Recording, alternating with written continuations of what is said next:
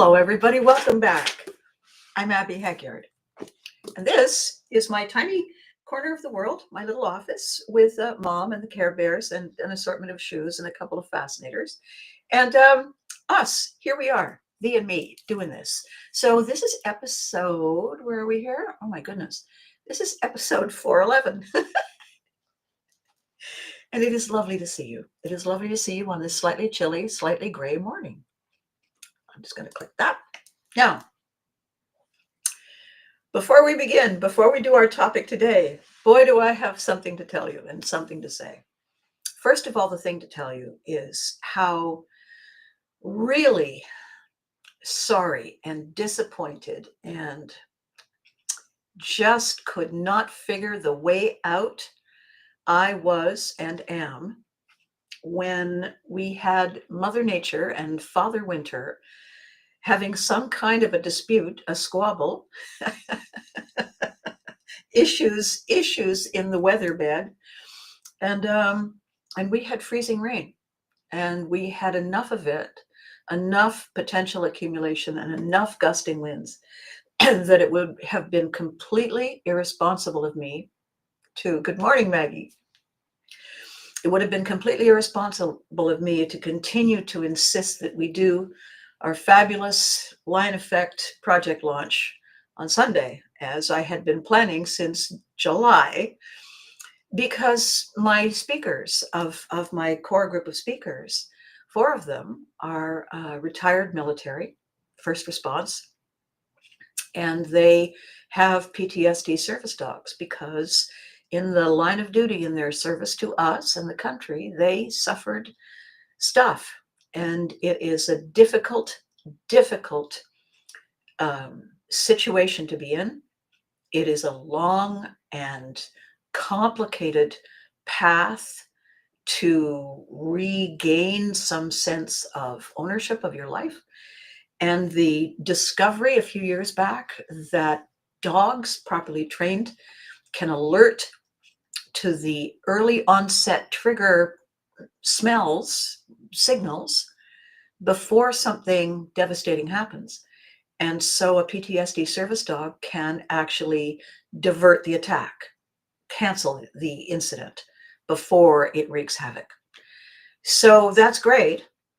And the thing is that it takes a long time to train the dogs. And so when I met these people and they said several years back, we'd love to have you part of the program because as a person with an audience, you can get the message out that we need help. And so that was part of what we were doing. Also, today would have been Leslie's birthday.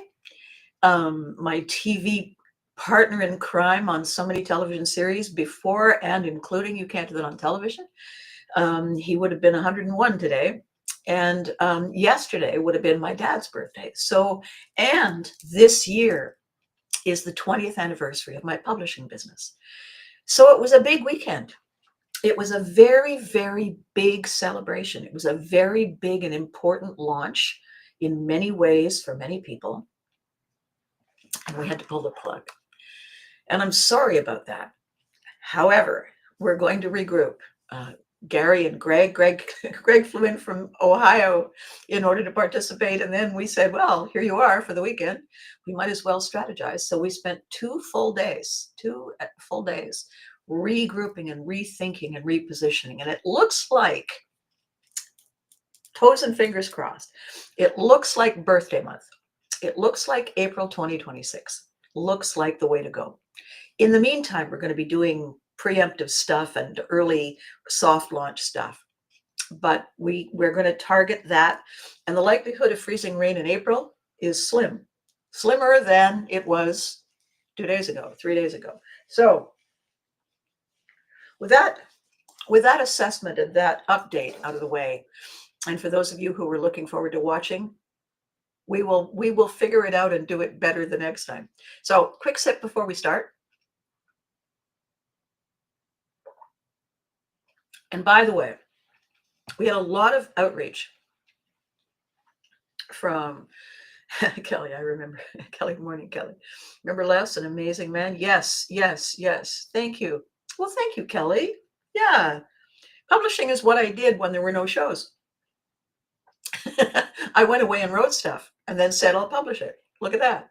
Just in case we need content for new shows, I'll have it. Anyway, so what we're talking about today is a fun thing. And it is near and dear to my heart because it has worked for me, and it has worked for me relentlessly, which is one of my favorite things, channeling my Viking ancestors. Um, it's not enough to stand up. It's not enough to lean in. Rule number one in marketing is get their attention. Rule number two is make them glad they came. If you don't get their attention, there's no reason to move forward. If there is not something that you bring that makes them say, what's that over there? It's a waste of everyone's time. And how we get their attention, how we spark their curiosity, is by being remarkable. In other words, what's that? Oh, look at that. That's a remark. Did you believe that? That's a remark. In order to be remarkable, we must also stand out. We can stand up, we can lean in, but if we look like everybody else, there was no point in even getting out of bed. What we need to bring to the table is a unique, they used to call it a unique selling proposition back in the early days of marketing. You know, you put your resume together and they say, what is your USP? As opposed to your USB. What is your USP? It is your unique selling proposition, your unique superiority position. How do we differentiate you in the marketplace? Interesting. Procter & Gamble has something they call the 5 vectors of superiority. And how you rank in those 5 vectors is what allows you to price yourself. In show business, it's called box office IQ, box office appeal. The number of people, the amount of bums on seats, it drives their decision to hire you and pay you what you're worth. And it's not only true in the business, and I know I said show business, but show business is business. When you look at the 2 words, business is the bigger word. Everything about business is recognition and response. And the recognition and response have to be tied to reputation. So how you are seen and how you are valued determines what people feel is worth their time to commit, right? Interesting. Maybe not interesting in terms of I got up this morning to have coffee and what on earth is she talking about? It's interesting this way. We have a problem. We all have a problem.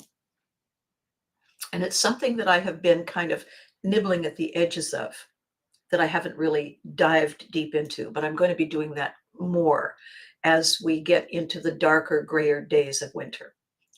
Because there is a situation in the world that no one has actually paid attention to in the way it needs recognition. And it doesn't stand out because it doesn't look like anything. It's an absence as opposed to a presence. And it's very difficult to recognize a vacuum, a void, because nothing's in it, right? And so what happened during the COVID pandemic was literally the equivalent of being locked away without committing a crime, without being charged or convicted, and not only being locked away, but put in solitary confinement for the duration of the pandemic. Worse than that, if there could possibly be anything worse than that, is the fact that the rules changed on the fly because the decision makers, and I'm not complaining or criticizing anybody trying to figure it out and make the best of it and save people responsibly and do the right thing for the greatest good. I'm not kvetching about that. What I'm saying is no one had ever seen anything like it because no one was still around from the last one, which was the Spanish flu, because it was too long ago.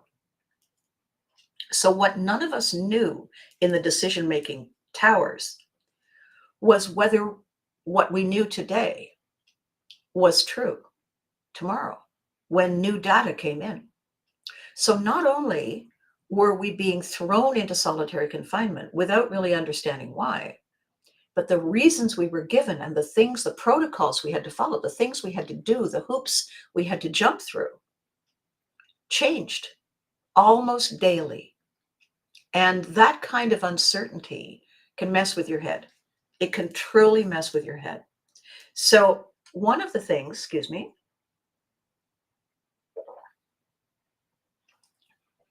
that I was talking to Maggie about yesterday, because Maggie and I are working together on something very cool.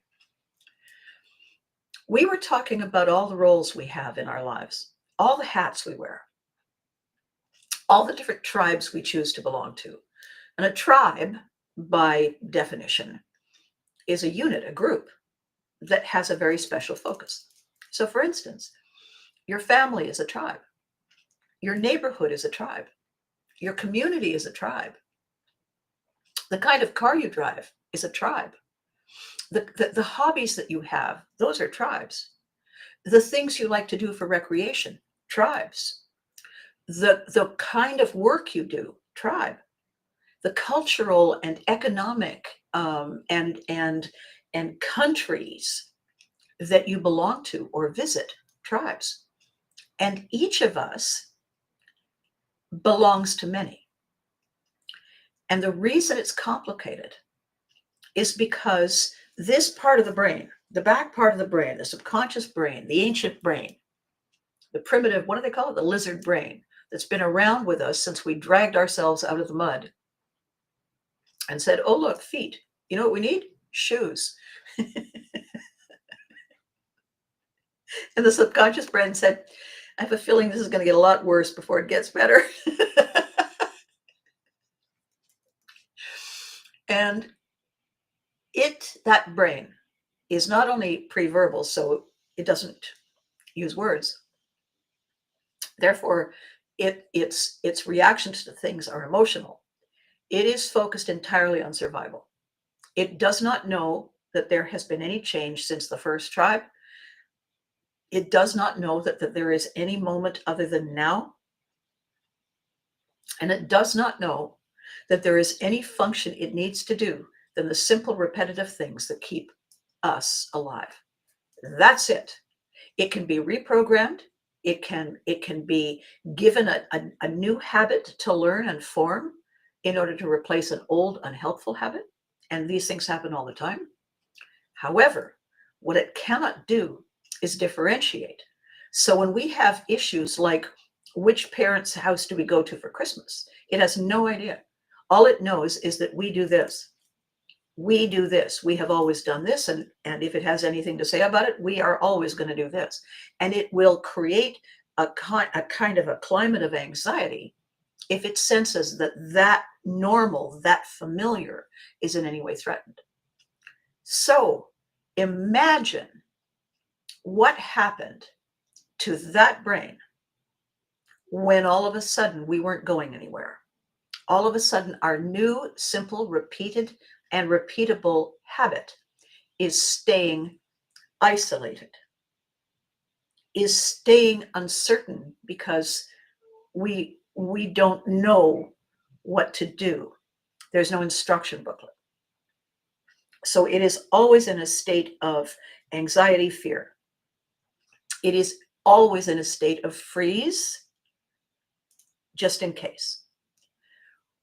Always in a state of freeze for 3+ years would give that brain the understanding that that is our go-to. We come out of COVID and we have people walking around, phoning it in, failing to show up, low affect, low energy, low emotionality, Why? Because the fact that they can actually get up and put shoes on and face the front and leave the house does not mean they have left the state of freeze. What many people around you, if you're looking at them and you see they have this kind of vagueness about them, this brain fog, that is called functional freeze. They're showing up, but they're not capable at this moment yet of leaning in. They are traumatized but by what happened to them, and they have no way to cope with that. And that is why we see so much more opting out and scrolling, because this is like the baby's pacifier, the sus. This does the same thing. It calms us down. It distracts us from what makes us feel anxious and worried. So my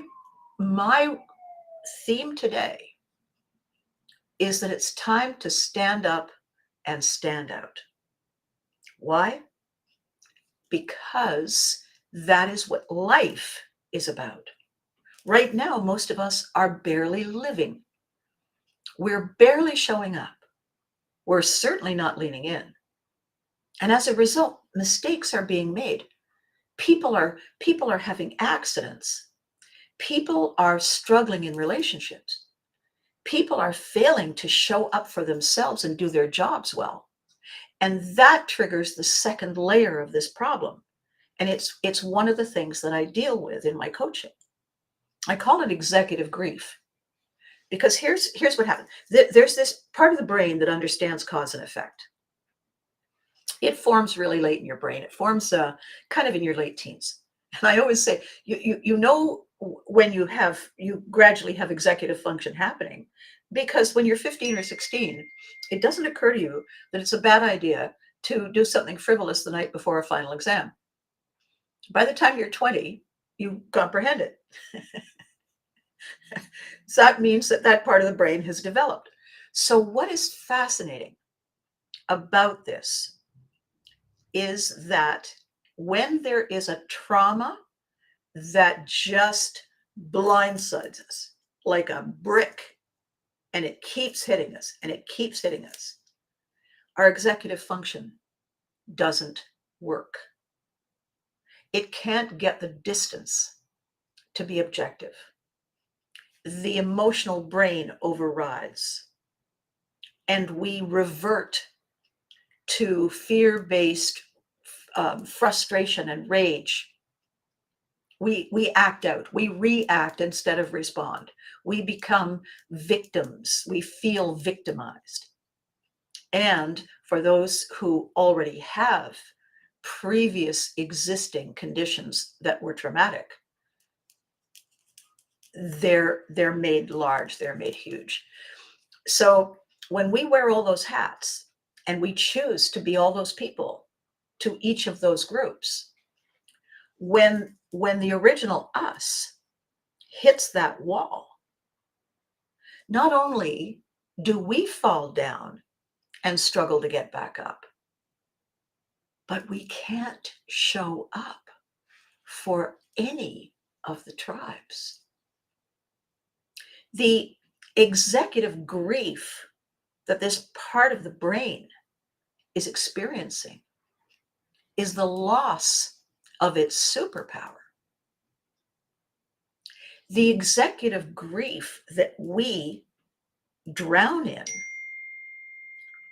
is our shame and blame that we've let each other down.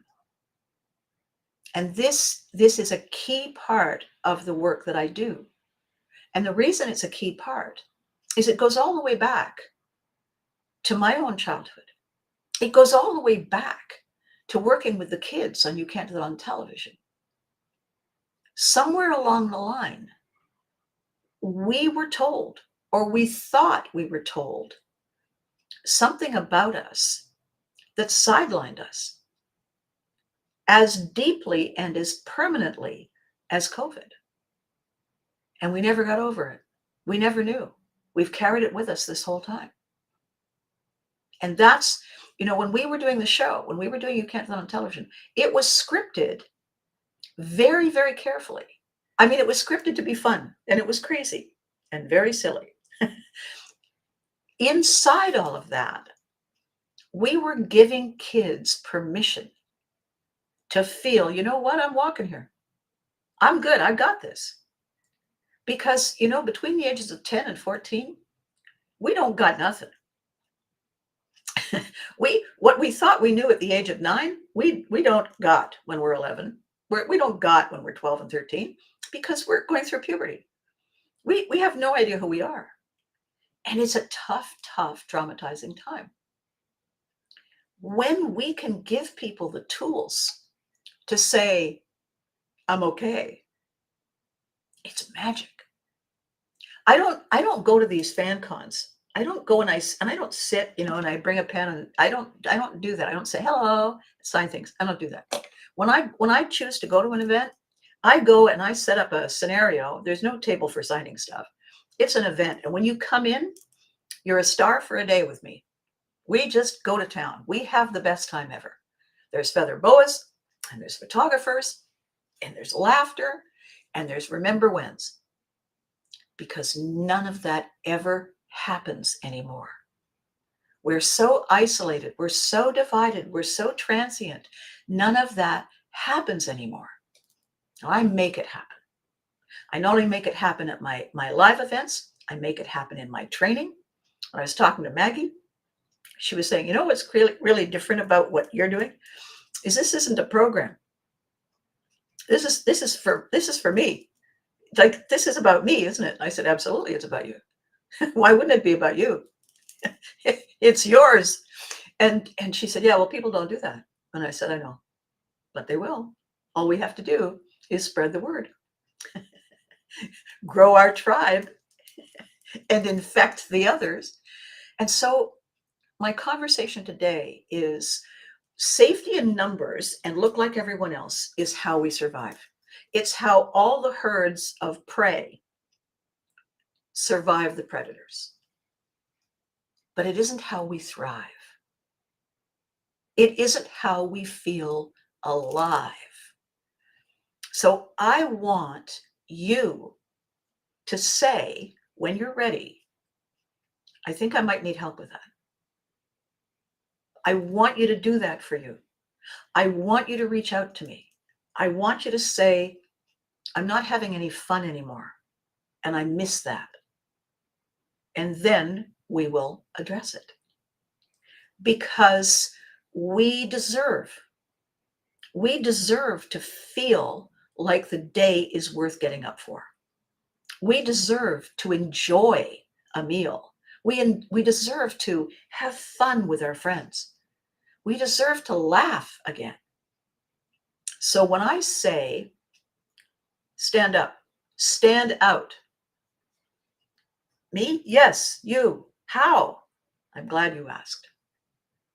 I have this process that I use with people, these business network groups. I go to these groups and I surprise the living daylights out of them because I have this really fun and eye-opening rethink, reframe, reset exercise that I do. And everybody laughs really hard because it wakes them up and it shakes them up and it takes them back to the last time they had fun. One of the things that is very interesting about the world of theater, live theater, is this. You do opening night, people come opening night, they see the first show, and everybody's excited. You do the second night, and a whole different crowd of people come. For them, it's their first night, right? They didn't come the night before. We, on second night, have to give the same value as first night. Why? Because the second night, people paid for the same ticket. They sat in the same seats, hard seats facing the front, ready. On the third night, and on the 37th night, and the 347th night, we have to give the same show as the first night. Because the people on the 347th night paid for the same ticket. They sat on the same hard chair. They faced the front, and it was their first time. Why do they deserve less? simply because they're on a different night. They don't. How do we find the tool, the technique, the strategy to make it seem brand new again and again and again? I teach that too. And I'll tell you why it's exciting to learn. It's exciting to learn because you get to see the faces in front of you come alive over and over and over every time. Nobody's sitting there like this, disappointed, because they'd heard it was really good and this isn't great. And they saved their money. They worked hard for that money and they bought something nice to wear and they brought a special friend. And their inner child is disappointed. They don't deserve that. And we don't deserve that either. So this is our time, gals and guys. This is our time to say, I want to be, I'm ready to be walking here. I'm hungry for, I'm eager for that feeling of, I got this. It's time. Christmas is coming. American Thanksgiving is coming. It's time to look at the people we love and say, I want to do something nice for you. I want to do something lasting. I want to give you the gift of re-beginning. I'm going to give you a session with Abby. Would you like that? And they'll say, I don't know. Who's Abby? And you'll say, I'll show you. And you can show them one of these videos, or you can go on YouTube and show them a clip from the show.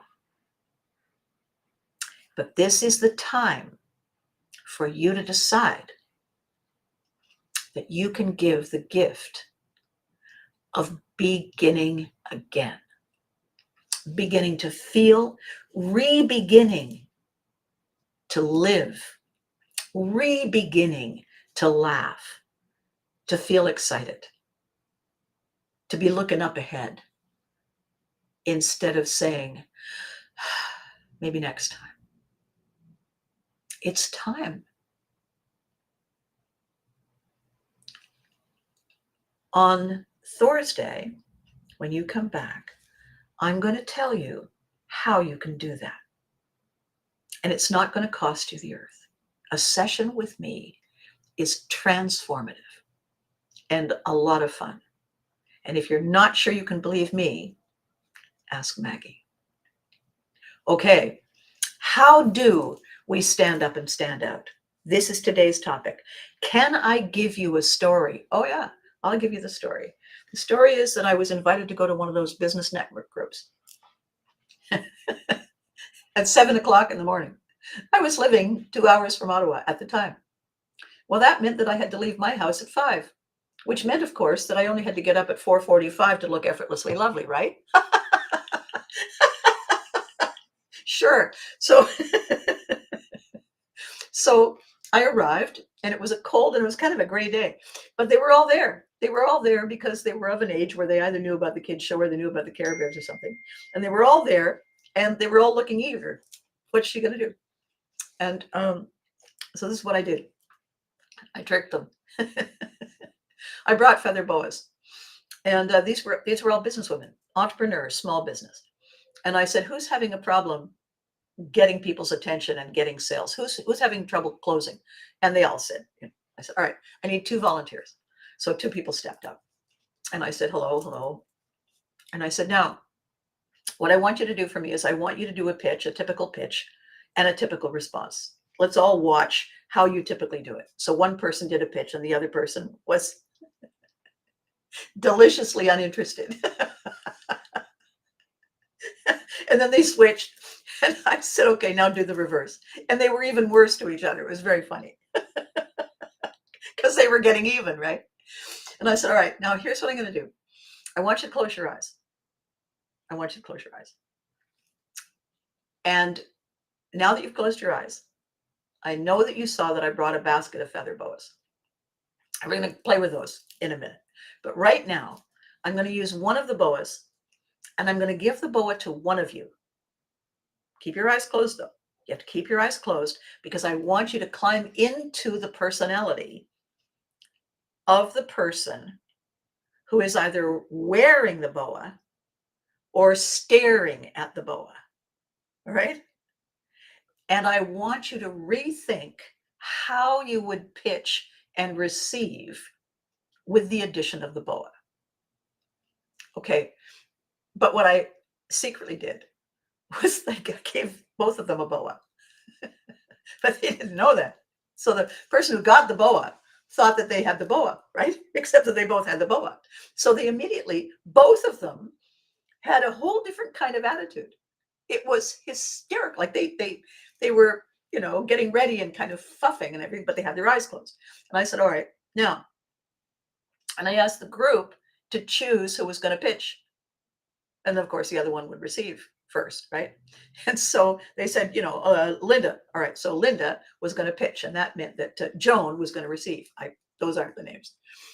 And so Linda was fabulous, darling. The thing is, Joan was equally fabulous, which surprised Linda. It surprised Linda. I said, no eyes open, no eyes open. And then I said, okay, so now we're going to switch. And I want you, and I said, just to be on the safe side, because the temptation is huge, turn your backs on each other, just in case they opened their eyes, right? I didn't want them to get it. So they turned their backs. And I said, all right, you've switched. And again, it was huge. It was big. It was over the top. It was hysterically funny. And of course, all the other women, I don't know, there were like 40 or 50 people there. All the other women were hysterical because they were in on the joke. And when I had finally done it and we were just all laughing, they were having a great time too. But they were kind of chuffed that they were getting such a great reaction. And I said, okay, so keep your eyes closed. Now turn around again so that when you open your eyes, you're facing each other. Okay, open your eyes.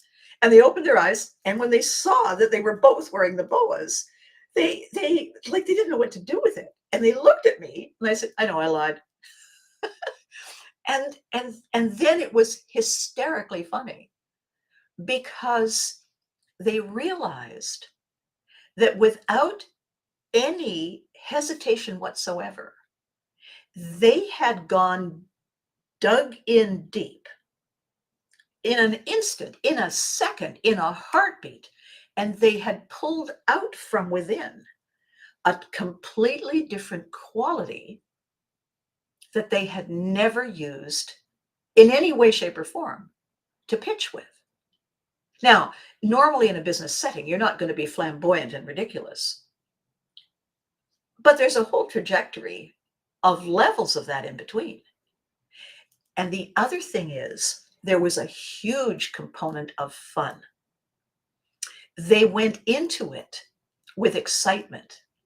They went into it with opening night delight. And the group could feel it. You could see on their faces how much fun it was because they were really watching a happening. And so when I explained what they had done, what they had gone through, and I had said all these years ago, this is our innate human ability to shift, to tap into our chameleon quality, our ability to shapeshift, to rise above the situation that we find ourselves in. We don't conform. We rise. We're here to do business. We're here to excite and inspire. We're not here to go along to get along. We're here to make it different. And they got it. And I said, you don't need the boa now. The boa is fun, but you don't need the boa. You can channel your inner boa anytime you like. This is called Pivotry in motion. It is the mind choosing how to represent, how to reframe their intent. That is how we become able to pivot. The thing is, most people pivot in response to an external influence. Pivotry is us owning the moment and shifting because we choose, not because we must. And that makes all the difference. So that's the story for today. And this is the tool. The tool is to remember rule number 1 is to get their attention. But rule number 2 is not to bludgeon them, because rule number 2 is to make them glad they came. How do we give people that choice? How do we place that in front of them? Because you can't make anyone do anything.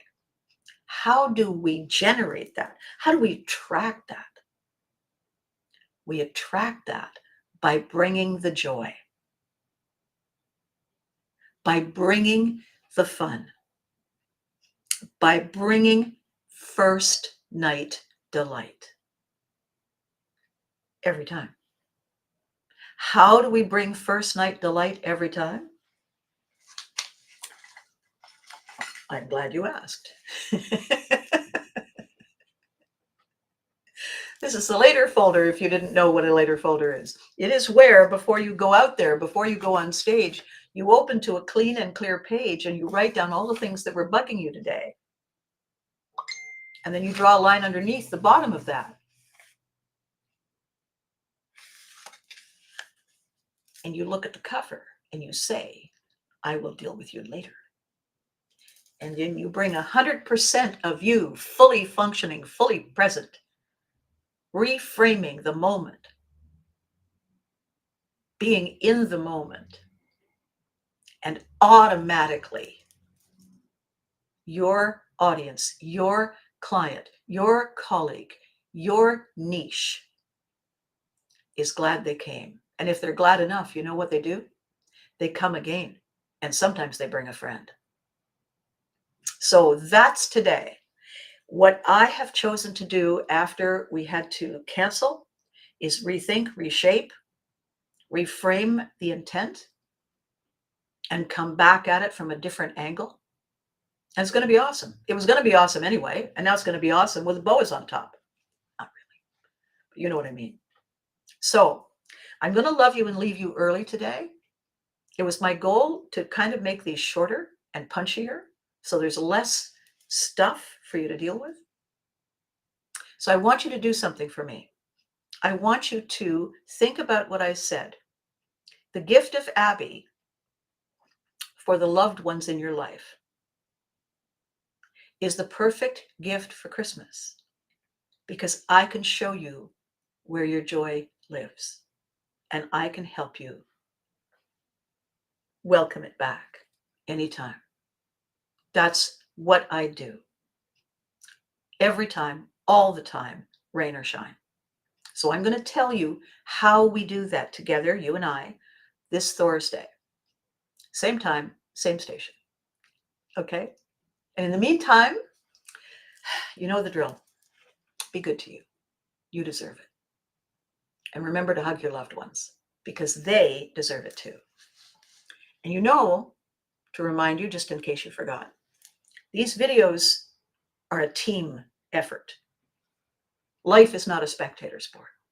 You have the opportunity to say things to me. You have the opportunity to weigh in, and you have the opportunity to reach out before and after. And that's the whole point. This is not me just winging it. This is me winging it with you. All right. Thank you so much for watching. I'll catch you next time.